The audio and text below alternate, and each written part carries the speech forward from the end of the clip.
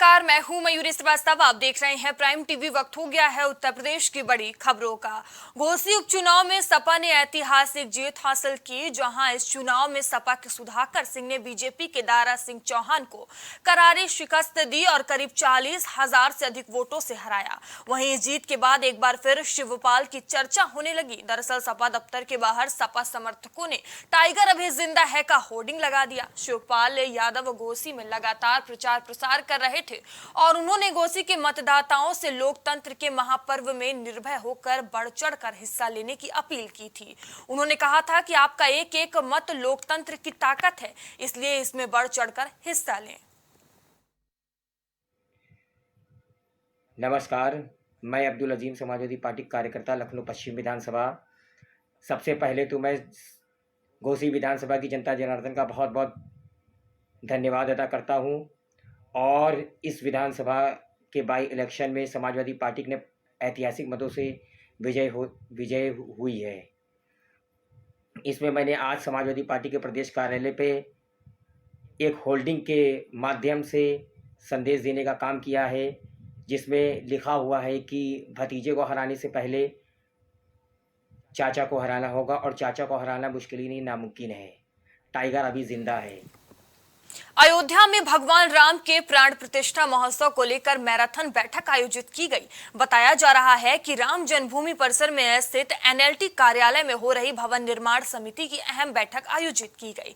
सूत्रों के हवाले से बताया जा रहा है कि 22 जनवरी को रामलला को मंदिर में विराजमान किया जाएगा। हालांकि अभी तक समिति की ओर से ऐसी कोई भी जानकारी नहीं दी गई है। बता दें कि प्रतिष्ठा महोत्सव प्रबंधन समिति की बागडोर आरएसएस प्रमुख भैया जे जोशी ने संभाल रखी है। जानकारी के लिए बता दें कि प्रधानमंत्री नरेंद्र मोदी के आगमन के पहले अयोध्या में तैयारी को लेकर मैराथन बैठक आयोजित की गई। बैठक में कई अहम बिंदुओं पर चर्चा हुई। सूत्रों के हवाले से बताया जा रहा है कि 22 जनवरी को रामलला को मंदिर में विराजमान किया जाएगा। फिलहाल अभी समिति की ओर से कोई स्पष्ट जानकारी नहीं दी गई है। अलीगढ़ मुस्लिम यूनिवर्सिटी के जवाहरलाल नेहरू मेडिकल कॉलेज में 38वां नेत्रदान पखवाड़ा कार्यक्रम का आयोजन किया गया। इस कार्यक्रम में अलीगढ़ मेडिकल कॉलेज सहित कई अन्य नेत्र रोग विशेषज्ञ मौजूद रहे। उन्होंने कार्यक्रम में अपने अनुभव भी साझा किए। वहीं नेत्र रोग विशेषज्ञों का कहना था कि यदि समय रहते लोग अपनी आंखों को दान करें तो जिन मरीजों को आंख की रोशनी की आवश्यकता है, उन लोगों को आंखें दी जा सकती हैं।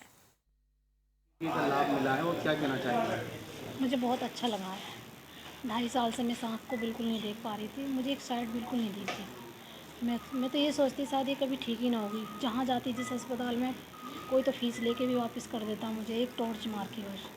यहाँ भी काफ़ी बार ट्राई करा मैंने। दिल्ली गई सरोफ में, नोएडा आई केयर हॉस्पिटल है, ब्लेंसर है, नेत्र है, ओजस है, बहुत हॉस्पिटल हैं ऐसे जहाँ मैं जा चुकी हूँ, दिखा चुकी हूँ इस आँख को। लेकिन उस दिन मैं यहाँ वैसे ही अपना बेटे को दिखाने आई थी। मैंने सोचा आज और ट्राई कर लूँ इस आँख की एक बार। यहाँ देखा तो इन लोगों ने मुझे तुरंत भर्ती कर लिया। पर उसका जो पूरी एक हफ्ते का जो प्रोग्राम था पखवाड़ा, उसके ऊपर हुआ है और अपने हमारी अलीगढ़ मुस्लिम यूनिवर्सिटी में ये 2006 से चल रहा है प्रोग्राम और इस संस्था में बहुत अच्छा काम हो रहा है। ये क्या कहना चाहेंगे? अब तक लगभग कितने लोगों के द्वारा नेत्रदान किया? अभी इस बीच में कोविड के ज़माने में तो थोड़ा रुक गया था, पर इस समय करीब 7 लोगों का भी फ़िलहाल इस महीने में हुआ है और आगे भी चलता रहेगा ये सारा कार्यक्रम।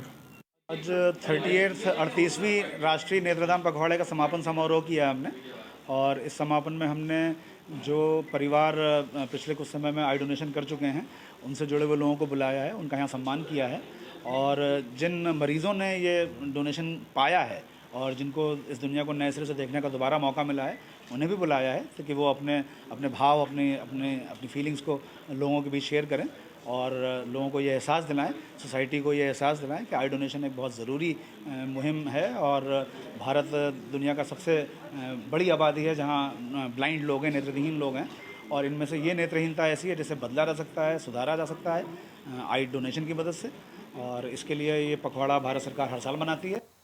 सिद्धार्थनगर के भनवापुर विकास खंड के रास्ते पर फैली गंदगी से परेशान पुजारी रामदास महाराज आमरण अनशन की धमकी देते हुए सरकारी व्यवस्था पर सवाल खड़े किए हैं। पुजारी स्वामी रामदास ने कहा कि 100 मीटर के अंदर 3 धार्मिक स्थल और 1 प्राइमरी स्कूल है, जहां पर श्रद्धालुओं और छात्रों का आना जाना होता है, मगर रोड पर पसरी गंदगी से स्कूल और धार्मिक स्थलों तक पहुंचना मुश्किल होता है। अपूर्ण शौचालय पर रिकवरी करवाई जाए। सरकार स्वच्छता पर करोड़ों खर्च करती है, मगर जमीनी हकीकत कुछ और ही दिखती है।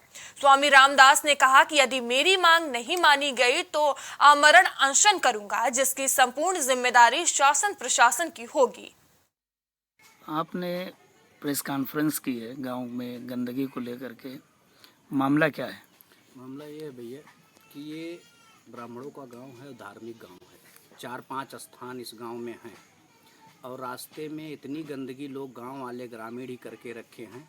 जो शौचालय का पैसा पाए हैं या प्रधान के जरिए क्या कारण से नहीं बन पाया, पैसा सबको मिला है, बन क्यों नहीं पाया, इसका विशेष रूप से जांच होना चाहिए और जो इसका दोषी पाया जाता है उसके खिलाफ कार्रवाई होनी चाहिए। यही हम डीएम साहब को लिख के देकर आए हैं।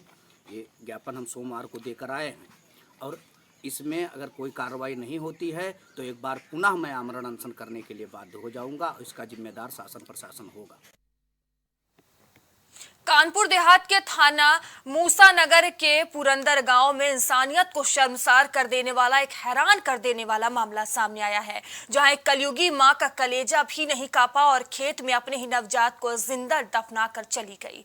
वहीं खेतों के पास से गुजर रही उसी गांव की महिलाओं की नजर बीच खेत में बच्चे का एक हाथ दिखा तो महिलाएं घबरा गई और पूरे मामले की जानकारी ग्रामीणों को दी गई। खेतों पर पहुंचे ग्रामीणों ने जब उस जगह खुदाई की तो वहां का नजारा देखकर उनके होश उड़ गए और गड्ढे में दफन बच्चा जिंदा निकला। वहीं ग्रामीणों से सूचना मिलते ही मौके पर पहुंची पुलिस ने मासूम को तत्काल इलाज के लिए सीएचसी में देवपुर में भर्ती कराया, जहां पर मासूम की स्थिति सामान्य बनी हुई है। पुलिस ने पूरे मामले की जांच पड़ताल शुरू कर दी है।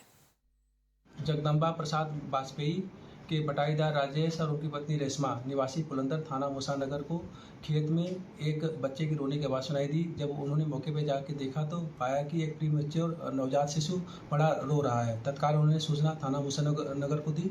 मूसा नगर की पुलिस मौके पर पहुंची और 108 एम्बुलेंस को बुलाकर तत्काल उसे सीएचसी देवीपुर में भर्ती कराया, जहां बच्चे का इलाज कराया गया। बच्चा स्वस्थ है और डॉक्टरों के देखरेख में है और उस संबंध में CWC के बेटी कानपुर देहात को बच्चे के संरक्षण एवं देखभाल हेतु रिपोर्ट भी प्रेषित किया जा रहा है तथा गांव के प्रधान से तहरीर प्राप्त करके नियमानुसार विधि कार्रवाई अमल में लाई जाएगी।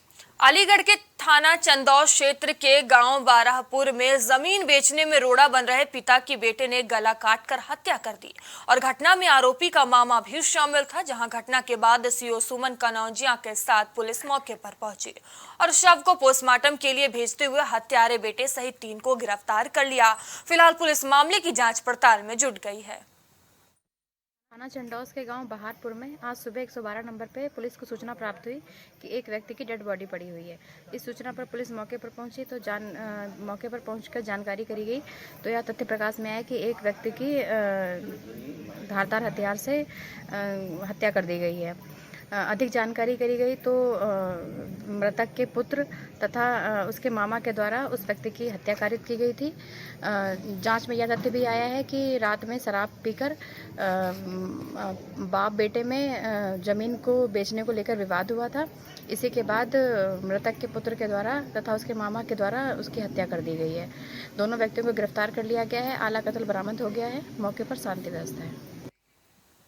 गाजियाबाद के थाना लिंक रोड इलाके में स्थित इंडस्ट्रियल एरिया साइट 4 में टीवी और इलेक्ट्रॉनिक सामान बनाने वाली एक फैक्ट्री में अचानक आग लग गई और जिस समय फैक्ट्री में आग लगी उस समय फैक्ट्री में कई कर्मचारी काम कर रहे थे, जिसके बाद फायर विभाग को सूचना मिलने पर दमकल की कई गाड़ियां मौके पर पहुंची और आग पर काबू पाने का काम शुरू कर दिया गया। लेकिन आग इतनी भयंकर थी कि कई घंटे तक आग पर काबू नहीं पाया जा सका और आग ने आसपास स्थित एक खिलौने की फैक्ट्री और एक अन्य फैक्ट्रियों में को भी अपनी चपेट में ले लिया, जिससे सनटेक विजन की पूरी इमारत जमींदोज हो गई और गोदाम में रखा हुआ करोड़ों का सामान मलबे के नीचे दब गया। सर, एक आग लगने की सूचना साइट 4 में मिली है। क्या किस तरीके से आग लगी और किस तरीके से ये बिल्डिंग नीचे आ गई?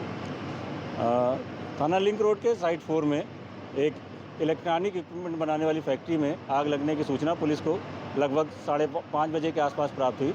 इस सूचना पर तत्काल जो है अगल बगल के थानों की फोर्स इकट्ठा करके और फायर ब्रिगेड की जितनी ज़्यादा आसपास की गाड़ियाँ हो सकती थी उनका इकट्ठा करके तब से लगातार जो है आग बुझाने का प्रयास किया जा रहा। मुख्य बिल्डिंग जिसमें कि पहले आग लगी थी वो बिल्डिंग अत्यधिक गर्मी की वजह से गिर गई है और उसके बगल वाली फैक्ट्री में आग लगी हुई है जिसको बुझाने का लगातार प्रयास किया जा रहा है।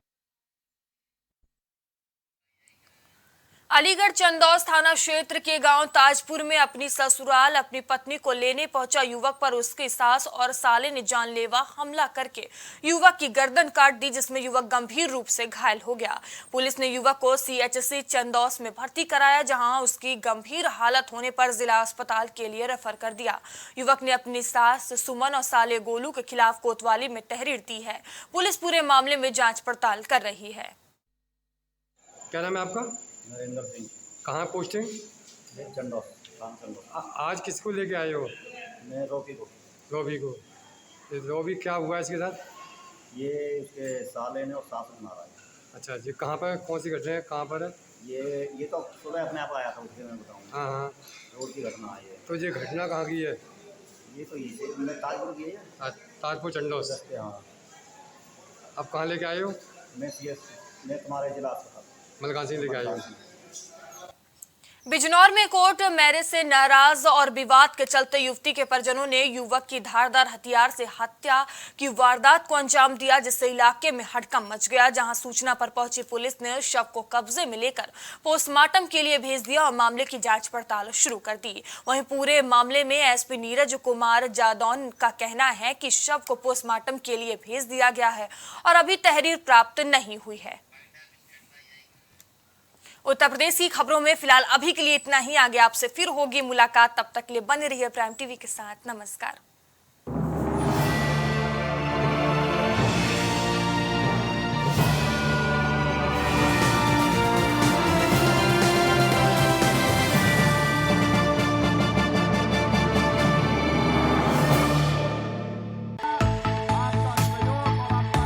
कुछ भाव पुष्प। आप देख रहे हैं प्राइम टीवी, सच